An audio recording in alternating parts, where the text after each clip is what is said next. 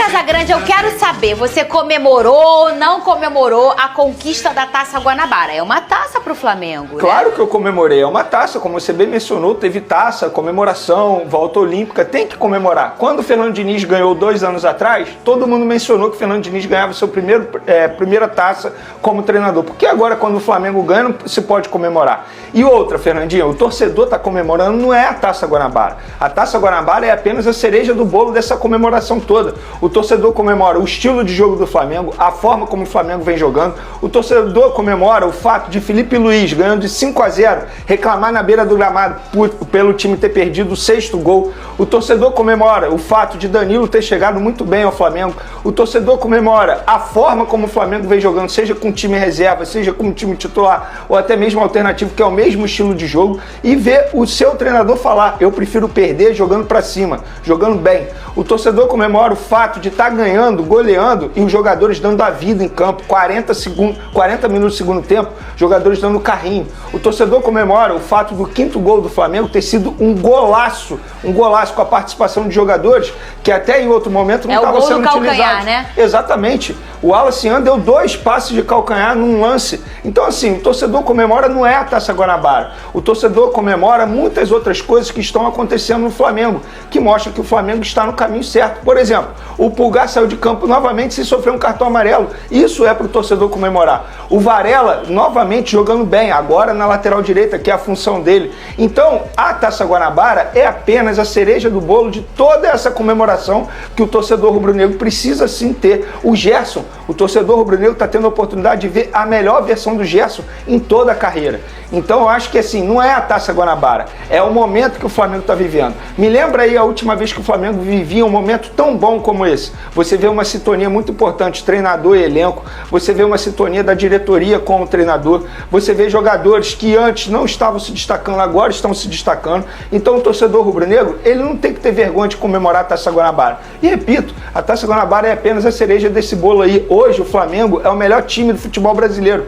Recentemente o Corinthians, que é um outro time que está jogando muito bem esse começo de temporada, foi jogar uma pré-Libertadores contra um time horrível. Vários times do Campeonato Carioca são melhores que esse time da Venezuela. E o Corinthians tropeçou, 1-1, jogando mal. E a imprensa paulista reclamando pra caramba. Só porque é contra o Maricá o Flamengo não pode comemorar uma goleada de 5-0, a forma como o Flamengo venceu foi uma forma linda de se ver, dá gosto de ver o Flamengo. O Maricá não pisou na área do Rossi.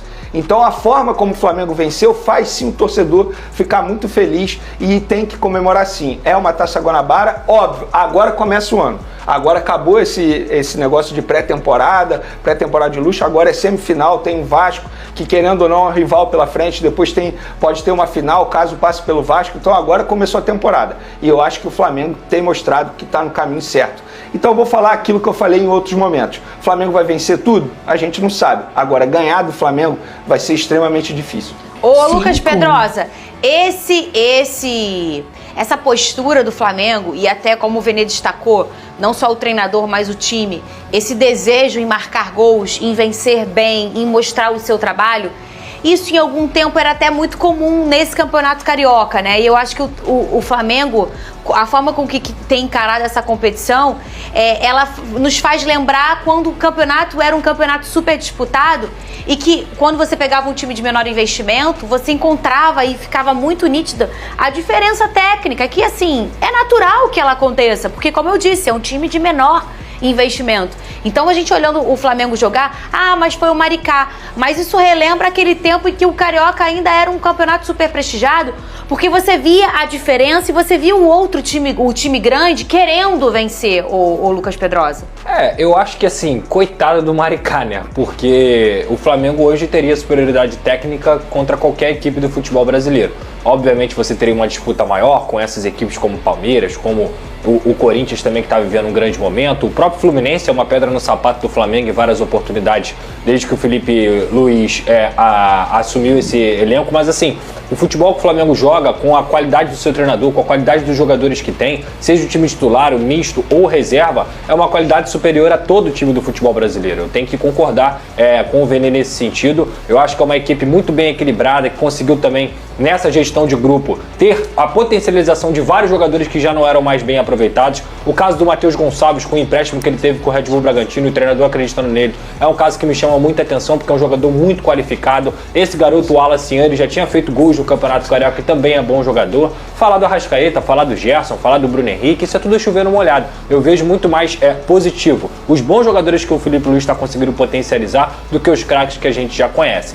Então, sem dúvida alguma, eu acho que comemorar o desempenho do Flamengo é algo justo para a torcida do Flamengo, e isso tem que ser comemorado mesmo, porque o Flamengo até aqui faz uma excelente temporada. Agora, isso que estava acontecendo em relação, por exemplo, ao sistema defensivo, o Tite também tinha conseguido fazer no ano passado, de não tomar gols. E o Tite também ganhou o Campeonato Carioca jogando bem e conseguindo ser muito superior. E aí eu concordo com o Vene novamente no sentido de a temporada começa agora. Agora a gente vai começar a ver as provas do Flamengo no ano de 2025. Que vem uma Copa do Brasil, que vai vir um Campeonato Brasileiro, que vai vir uma Libertadores, que vai vir o Super Mundial. Até o momento, com o elenco que o Flamengo tem, o Felipe Luiz tinha a obrigação de fazer tudo o que ele vem fazendo. Posso só falar uma diferença, por exemplo, na temporada passada, vocês viviam falando aqui, pô, Vini, ganhando e você tá reclamando. Por verdade. Quê? Porque na ocasião com o Tite no Campeonato Carioca, ele fazia 2-0 e logo depois uma substituição que recuar o time. Lembra disso? Lembro. Essa pra mim é a grande diferença. O Felipe Luiz, ele não deixa a fome dos jogadores de vencer acabar. Muito pelo contrário. E isso é muito emblemático. Aos 40 do segundo tempo, o jogador dando carrinho, e é por isso que eu falei que isso me relembra quando esse era uma competição em que todo mundo queria disputar. É a escola Jorge Jesus. Posso só dar uma informação rápida? 2 clubes brasileiros estão tentando a contratação de Lohan por empréstimo. Mirassol e Red Bull Bragantino.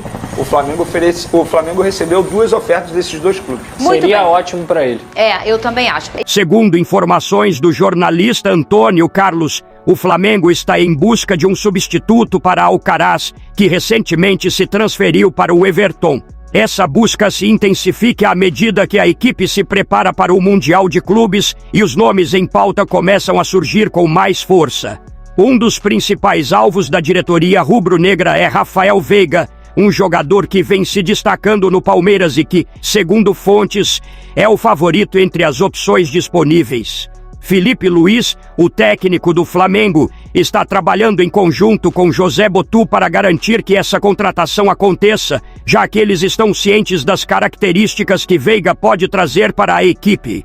No entanto, as negociações não estão sendo fáceis. A situação com Jorginho, outro nome que estava em pauta, acabou se complicando, especialmente porque a família do jogador manifestou que não tem interesse em morar no Brasil. Com isso, o Flamengo voltou suas atenções para Rafael Veiga. É importante destacar que Felipe Luiz vê em Veiga um jogador com características que se encaixam perfeitamente no que ele busca para o seu esquema tático. Por isso, a ideia da diretoria é oferecer um contrato de 3 anos ao atleta, mostrando o quanto eles estão dispostos a investir nessa contratação. Entretanto, a negociação com o Palmeiras promete ser um desafio. O clube paulista não está disposto a facilitar uma transferência para o Flamengo, o que torna essa situação ainda mais complicada.